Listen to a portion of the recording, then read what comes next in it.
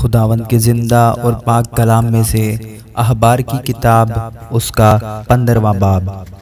اور خداوند نے موسیٰ اور ہارون سے کہا، بنی اسرائیل سے کہو کہ اگر کسی شخص کو جریان کا مرض ہو تو وہ جریان کے سبب سے ناپاک ہے،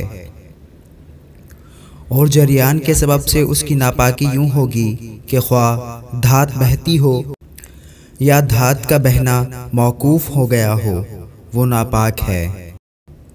جس بستر پر جریان کا مریض سوئے وہ بستر ناپاک ہوگا، اور جس چیز پر وہ بیٹھے وہ چیز ناپاک ہوگی۔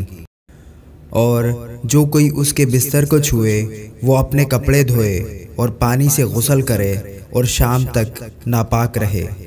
اور جو کوئی اس چیز پر بیٹھے جس پر جریان کا مریض بیٹھا ہو وہ اپنے کپڑے دھوئے اور پانی سے غسل کرے اور شام تک ناپاک رہے۔ اور جو کوئی جریان کے مریض کے جسم کو چھوئے وہ بھی اپنے کپڑے دھوئے اور پانی سے غسل کرے اور شام تک ناپاک رہے۔ اور جس ذہن پر جریان کا مریض سوار ہو وہ ذہن ناپاک ہوگا۔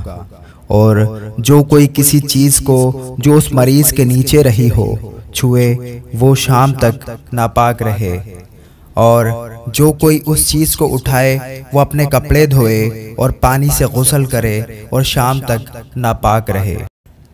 اور جس شخص کو جریان کا مریض بغیر ہاتھ دھوئے چھوئے وہ اپنے کپڑے دھوئے اور پانی سے غسل کرے اور شام تک ناپاک رہے۔ اور مٹی کے جس برتن کو جریان کا مریض چھوئے وہ توڑ ڈالا جائے، پر چوبی برتن پانی سے دھویا جائے۔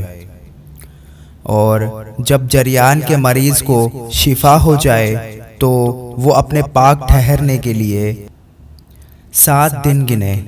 اس کے بعد وہ اپنے کپڑے دھوئے اور بہتے ہوئے پانی میں نہائے، تب وہ پاک ہوگا۔ اور 8ویں دن 2 قمریاں یا کبوتر کے 2 بچے لے کر وہ خداوند کے حضور خیمہ اجتماع کے دروازہ پر جائے اور ان کو کاہن کے حوالہ کرے۔ اور کاہن ایک کو خطا کی قربانی کے لیے اور دوسرے کو سوختنی قربانی کے لیے گزرانے۔ یوں کاہن اس کے لیے اس کے جریان کے سبب سے خداوند کے حضور کفارہ دے۔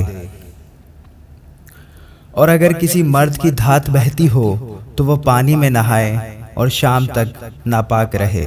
اور جس کپڑے یا چمڑے پر نطفہ لگ جائے وہ کپڑا یا چمڑا پانی سے دھویا جائے اور شام تک ناپاک رہے۔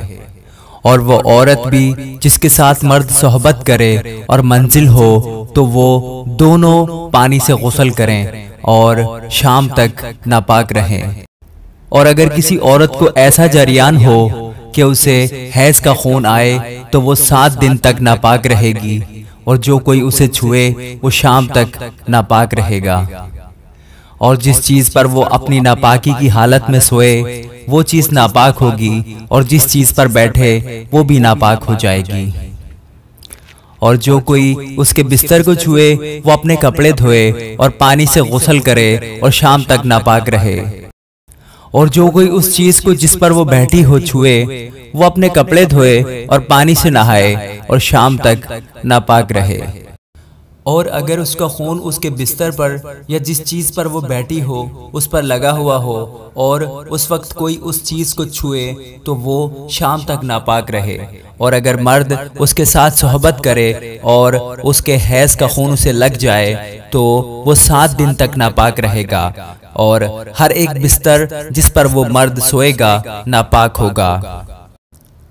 اور اگر کسی عورت کو ایام حیض کو چھوڑ کر یوں ہی بہت دنوں تک خون آئے یا حیض کی مدت گزر جانے پر بھی خون جاری رہے تو جب تک اس کو یہ میلا خون آتا رہے گا تب تک وہ ایسے ہی رہے گی جیسے حیض کی دنوں میں رہتی ہے، وہ ناپاک ہے۔ اور اس جریان خون کے کل ایام میں جس بستر پر وہ سوئے گی وہ حیض کے بستر کی طرح ناپاک ہوگا۔ اور جس چیز پر وہ بیٹھے گی وہ چیز حیض کی نجاست کی طرح ناپاک ہوگی۔ اور جو کوئی ان چیزوں کو چھوئے وہ ناپاک ہوگا۔ وہ اپنے کپڑے دھوئے اور پانی سے غسل کرے اور شام تک ناپاک رہے۔ اور جب وہ اپنے جریان سے شفا پا جائے تو 7 دن گنے، تب اس کے بعد وہ پاک ٹھہرے گی۔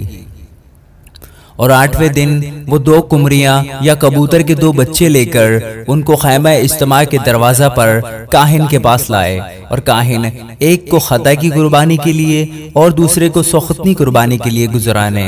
یوں کاہن اس کے ناپاک خون کے جریان کے لیے خداوند کی حضور اس کی طرف سے کفارہ دے۔ اس طریق سے تم بنی اسرائیل کو ان کی نجاست سے الگ رکھنا، تاکہ وہ میرے مقدس کو جو ان کے درمیان ہے ناپاک کرنے کی وجہ سے اپنی نجاست میں ہلاک نہ ہو۔ اس کے لیے جسے جریان کا مرض ہو، اور اس کے لیے جس کی دھات بہتی ہو اور وہ اس کے باعث ناپاک ہو جائے، اور اس کے لیے جو حیض سے ہو، اور اس مرد اور اس عورت کے لیے جن کو جریان کا مرض ہو، اور اس مرد کے لیے جو ناپاک عورت کے ساتھ صحبت کرے۔ شرع یہی ہے۔ آمین۔